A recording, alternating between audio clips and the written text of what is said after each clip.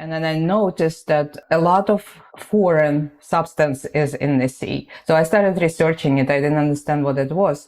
And then I came across something which is called plastic pollution, or oceanic plastic pollution.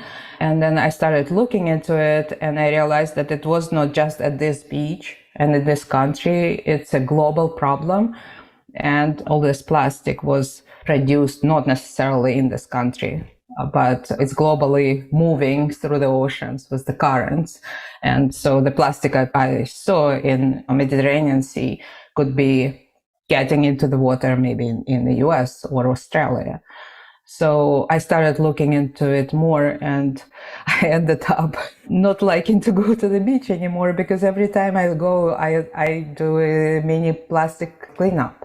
Because honestly, when you see something like this, I say you cannot unsee it. Hi, everyone, and welcome to Inner Wealth, the Forbes Ignite podcast. I'm your host, Nicole Cacal, CEO of Forbes Ignite, and every week I'll be sharing with you my conversations with unique, creative, and innovative people across all different industries. These are people who are intellectually curious explorers who are also redefining what it means to be successful today. From personal to professional, we cover it all to understand what drives our guests to blaze their own trails and create nimble solutions within the industries that touch each of our lives. Our guest today is Irina Spector, founder of Common Practice Sustainability Advisors. She spent over 30 years as an IT professional and made a career pivot to tackle the challenges in sustainability that she experienced firsthand. Her curiosity led her to starting down a journey in building her own sustainability practice in order to help companies and individuals be proactive in making the world a better place.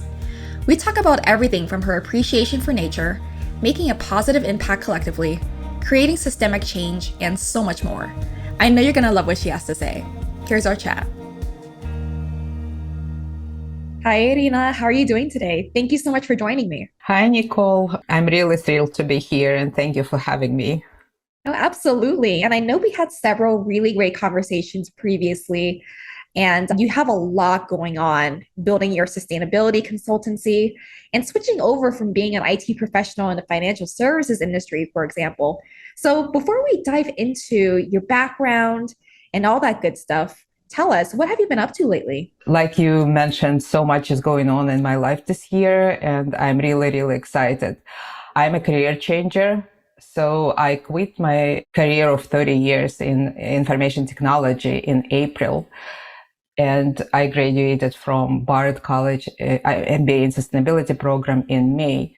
During my last year and capstone project in Bard, I created a consulting company, Common Practice Sustainability Advisors. And my main goal now is build up this business. And I'm a first-time entrepreneur. I've never been working for myself, so it's really exciting to have my own company, and I really want to try. I don't know if I'm going to be good at it, but I feel like I will be. So I'm really thrilled to go on this adventure and be a proprietor of my own business. That is really exciting. And I feel like a lot of listeners could really identify with you, because starting up your own venture, starting up your own business, and just diving into that entrepreneurial spirit is it's really the hardest part is just taking that first step. So you've already done that. So that's incredible. So tell us your story. What was your personal and your professional journey to where you are today? Well, I came to the US from Ukraine. Back then it was part of the Soviet Union, and at the time I came here 30 years ago, I already had a master's in computer science. I was lucky to find a job because we came in 1990 and it was a deep recession back then. But I was lucky to find a job in my profession. And I started my journey in information technology. I mostly worked on Wall Street at financial firms. And in my last company, Depository Trust and Clearing Corporation, I worked for 24 years. And I loved my job. I was happy to help financial community to sustain markets, financial markets. It was really interesting and fulfilling. We went through many very hard times, including September 11, the financial crisis of 2008.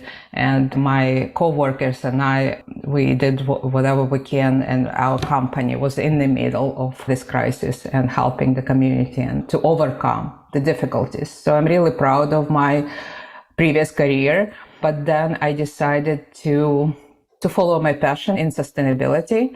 And I didn't have that passion 20 years ago. I didn't realize that such thing as sustainability or climate change existed. But then I noticed something in my life. I love the beach. I love to swim in the ocean. And my parents live by the Mediterranean Sea in Israel. So I went to visit them very often, and we always went to the beach. And I always wear goggles because I like to swim and watch the fish swimming by and, what's happening basically under the surface. And actually, it describes me as a curious person because I'm curious what happens not just on the surface, but also inside. What happens, how the things work. And this is why I wear goggles specifically when I swim, because I really want to know what's going on there. I started going there like around 20 years ago, and little by little, I started noticing that not just fish exist in the sea, but I've seen a lot of bags swimming by, plastic bags, a lot of like utensils, food wrappers. And I thought that was just occasional, somebody, occasionally appears and like somebody throws them in, and I mean, somehow they get there. But every year it became more and more. So everywhere I see these little pieces laying around, and I try to pick it up more by the beach, by the water edge, so it doesn't go into the ocean. And so it's very easy to find information now about it. Maybe 10 years ago, it wasn't as easy, but you can see how it affects marine life, how it affects us. So that was the beginning of my journey into sustainability. And with that came the desire to do something more than clean up, because clean up is reactive, but I wanted to do something proactive. So we started looking at our lifestyle and how can we help to use less plastic, less packaging, throw away less. And we ended up having a minimal waste lifestyle. I don't think very few people can achieve zero waste lifestyle, meaning you don't throw away anything at all. But minimal waste lifestyle, we recycle as much as we can. So what I find really interesting is that when you were an IT professional, you were dealing with many different crises on Wall Street, and you are a veteran of that industry. And now working in sustainability, we're working on another different type of crisis. And so you have so much experience dealing with that, in dealing with difficulties. So what's next for you? That's a very great point. I'm a very goal and result oriented person. So I would say it worked well in my previous career. And I think it can make a lot of positive result in my current career and future business. So while working in my previous career, I was thinking, yes, I love my job, but I also would like to help the world to become more sustainable, cleaner, and with climate change to help. Maybe it sounds big, but in my school, it's normal to say that we want to save the world because the world is on fire. So I never thought I could go to college here. When my kids went to college, I was really, I would love to go to college in the US, but I could never imagine that I can join a program here. So actually my son suggested that I follow my passion and go to college and get an MBA. And he actually found Bard college program for me. And I said, oh no, that's crazy. I cannot go to college. I'm 50. At the time, I was 56 years old. I mean, by the time I graduate, I am going to be almost 60. And he said, oh, it doesn't matter. So just look at it. And I looked, and it was something I wanted to do. So I decided to apply, and I was accepted. So I was really thrilled and amazed that they accepted me. So it took me 3 years because I was a part-time student and full-time working still at my work. And all these 3 years, and no one should think it was easy because I was so scared. I thought, what am I going to do with my life? How am I going to change my life so much? I always worked for someone. Should I work for myself? Should I look for a job? And only in last year, when I created this company for Capstone, and I was working with another student, together we created this company, Common Practice Sustainability Advisors. Only at this time, I felt that, yes, I can do it. But it took a while. Yeah. So here I am embarking on this journey and very, very thrilled and excited, but also a little scared at this point. Those are all the right ingredients to really starting your own venture. And your son is absolutely right. It doesn't matter when you start. What matters is that you do start. And I think a lot of people can take inspiration by that. Some people might think, oh, it's too late. There's just too many things going on. But if you really prioritize something that you're really passionate about, especially sustainability, you will make the time and you will make it a priority. So tell me, what are your key focus areas in your work today?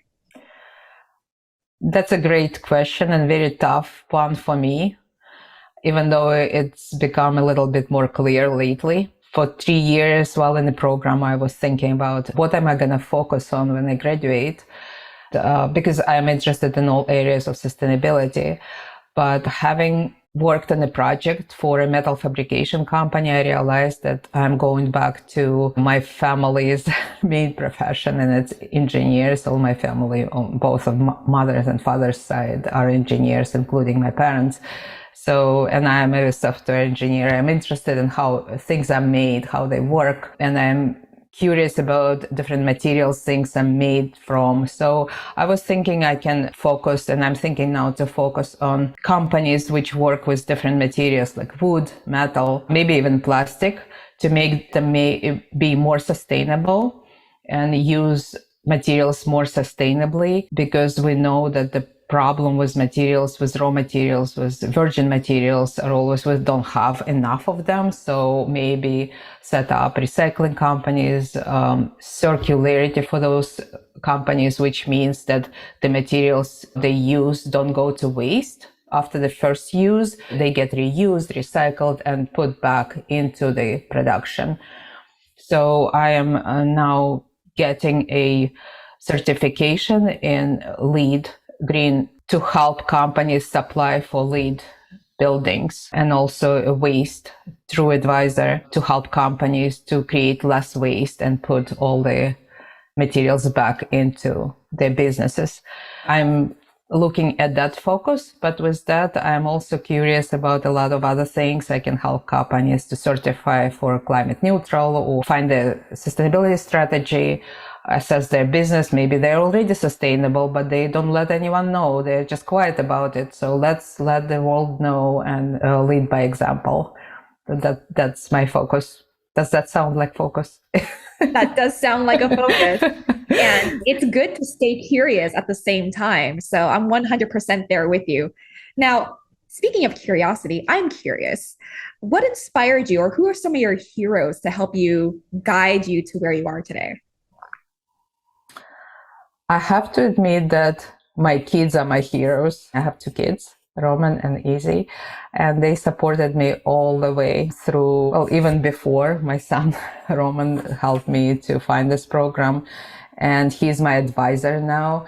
He has his own businesses, so he's very passionate about making the world a better place. And he is also experienced. So he held my hand through all these 3 years. I cried on his shoulder and if I was not sure. And it's very important to have someone who has your back and someone to go to for advice and support. And my younger child, Izzy, also always supported me. And my kids are amazing. So I want to give the shout out to them. Because of them, I'm where I am now. That's 100%. And I also wanted to mention my positive role model, and it is Melissa Grew. I love nature, and I started bird watching several years ago. Mhm. And to tell you the truth, bird watching helped me through pandemic because and I'm a lot in my head. So while bird watching, I can be present and I can get out of my head and look at the world and see what's happening. And believe me, in bird's life, a lot of drama is happening. So it's really, really entertaining and interesting. But also with that comes a lot of our responsibility to make sure this world still fits for birds and for other animals.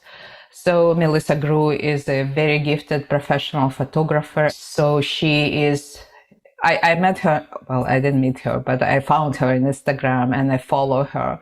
And she is a huge proponent of ethical photography and making the world better for birds and in general animals. So I looked up to her so much, and I've got a lot of leadership traits from her, such as leadership in integrity and to inspire others, for personal ethics and to lead by example. Mm-hmm. So she is my positive role model, and I really love her posts. She uses a lot of beautiful poetry to show how beautiful the world is, and her photos are absolutely amazing. I really recommend to follow her. I love that. It's always very important to be able to communicate a message either through art or through your own way of making an impact. And so, how can listeners make an impact in sustainability in their own way, in your opinion? That's a good question. Great question, actually. And a lot of people ask me. And a lot of people say, hey, I'm only one person. It's so much. I cannot make an impact by myself. So I want to present three things. One is we all have to know that only a handful of big companies make the most pollution, both air and land. So we should not blame ourselves for anything, that's for sure. We should do whatever we can, even every little thing helps. So to eliminate this anxiety and sometimes even depression, because in this world, in sustainability world, a lot of people feel anxiety about, I cannot do anything, I feel helpless. And I felt the same way, and I feel the same way very often, because when you see the enormity of this problem, you feel very small and helpless. But I assure you that every little thing helps. And of course, if it's one person, it's small, but if many people do it, then it's magnified by that number of people. Mm-hmm. Then I want to mention, I actually borrowed this idea from Ayanna Elizabeth Johnson. She is a climate activist, and she used to be a co-host of a podcast, which I also listen to. It's called How to Save a Planet. It's about climate change. It's on Spotify, and it's a Gimlet production, so it can be found online too. I listen to all the episodes because even if I am a sustainability professional, every episode tells me something about some area of sustainability, what I can do, some things I didn't know. So I learned from them. So it's really interesting. And she has a TED talk about this matter. She follows a Venn diagram principle in how we personally can help with sustainability. The first circle is, what are you good at?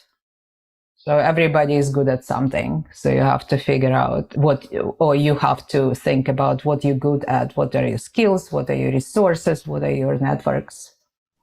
Then the next circle is what's work which needs to be done. What needs to be done today? Is it climate change? Is it reducing pollution, reducing waste? And so many things need to be done, saving species, and so a lot. And then the third circle is what brings you joy, because if you don't enjoy the activity you choose, it's no use, right? So you have to enjoy what you're doing. So in a cross of those three circles, this is what you should be doing. So it can be anything. If you're passionate about reducing plastic pollution, maybe you can start from reducing the amount of single-use plastics you use in your life, because out of all plastics created, 50% go to single-use, and single-use is usually from several seconds to like 15 minutes, let's say plastic bags, shopping bags are used only for 15 minutes. Plastic bottles, you buy it, especially water bottles, you buy it, you drink it in 10, 15 minutes, it's done, you throw it away. So maybe if you're passionate about that and you're good at organizing and planning your life and things, maybe you can get rid of plastic bottles, let's say, or use reusable cup for coffee. But those things are very, very currently. Again, 10 years ago, no one talked about it. Now a lot of people talk about it. There are other things you can do, and it's good to do things which actually create systemic change. If you have a house and you can put solar panels on it. For example, I just bought a small house recently, so I am working with a solar company now. First, we estimated this much money like a month ago, but now after the Inflation Reduction Bill was passed, I had 8 panels for this amount of money. Now I have 10 panels for less money. I was surprised myself, but apparently we're getting 30% more credits now for that. So eventually you save money. So it's not just, we're not talking about sacrificing, we're talking about actually financial gain you get from a lot of things you can do. And this creates a systemic change. Other people see it, and then other people follow, and other people make the same change. So here comes another point of this. Don't keep it to yourself. Whatever you're doing, tell your friends, your parents, your family, your neighbors, spread the word, and maybe people will be interested. Some people will not, but some people will. And this way you affect bigger change than yourself. Mm-hmm. There are tons of things I can recommend, but also there are tons of things on the internet, and I very often find them myself on the internet. So that's amazing. And what I really love is that it's the cumulative effect of all of our individual actions that could have a huge lasting impact. And a lot of times, a lot of people think, like you said earlier, I'm just one person. How can I make an impact? But really together, you can make this large lasting impact. And what I really like as well is the fact that it's not from that frame of sacrifice. It's about opportunity. And whether that's financial gain, whether that's more opportunity for you to explore other avenues to consume less, for example, I think that's a really important point that you made. I agree with you completely, because sometimes sacrifice sounds scary. So if you look, and I want to repeat what you just said, I guess, as from the point of view of an opportunity, it becomes much more attractive and much easier to accomplish. From my personal experience, it brings you so much personal satisfaction. Mm-hmm. Because you see it's working and you're making a difference, and it's really great. It's a great feeling. I'm really happy because I can help. I can help myself. I can help my kids, my future, hopefully grandkids. I can help other people. I can help save the world. So it feels really great. No, I'm so glad. I'm so glad that you found that purpose and you found that mission, because a lot of people are still finding their way to identifying their own purpose. And it might not necessarily be sustainability right on its head, but it could be leading up to that. And so I wanted to focus on something that you said earlier about a minimal waste lifestyle. So what can we do more about it individually? And can you explain what you do in your minimal waste lifestyle? Of course. Thank you, Nicole, for this question, because I love to share with other people. I share with my friends a lot. Sometimes they don't like that I share too much. I started with reducing my plastic use, especially single-use plastics. We always use reusable bags, always. We don't take any plastic bags in the store, even the bags for fruits and vegetables. We try to just put everything in a reusable bag. I use reusable coffee mug, a reusable water bottle. In terms of food waste, we compost as much as we can. I understand that it's a privilege to have a composting facility because I live in New York City. And the city provides a program where you can bring your organic waste, but not everybody as lucky as I am. But for people who have their own backyards, they can easily compost their organic waste if they have space. What it does, it brings all the organic ingredients back to earth. And as we say, nature doesn't have waste. So you basically put what nature produced back into nature, and it's a indefinite circle. So you create your own circularity, which is very important to become a sustainable. I also try to take train whenever I can. I don't bike, but a lot of people take a bike to work or to stores or to see their friends instead of driving, especially short distances. No, that's great. Those are all really great answers. And a lot of people can follow those examples and come up with their own ways of creating a minimal waste lifestyle. So thank you so much for sharing. Now, Irina, I ask everyone the same question on every single one of my podcasts. So how do you define success? I've spent a lot of time thinking about it. I would like to help as many companies as I can to become more sustainable. But specifically for my business, I want to help small and medium companies to become sustainable, and to help big companies because it creates more impact, but also be able to help small and medium enterprises because it's really, really important that everybody is included. It has to be inclusive. Another side of my success, I would like to help as many people as possible to become more sustainable. And also, if anyone thinks about a career change for themselves and think they cannot do it or it's too late, I would be happy, very happy to chat. Mm-hmm. So if you can follow me on LinkedIn and connect with me, and I'll be happy to talk about my experience, all the fears I went through, and how I end up being an entrepreneur, which was very, very, I didn't believe I could do it only 1 year ago. So if you want to, this is for your listeners, if anyone wants to talk about switching a career or going to college at this age or any age, I'll be really excited to have that chat.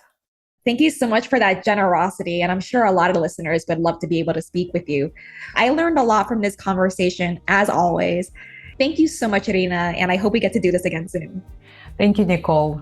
Thank you for having me. It's been a real pleasure talking with you. Thank you.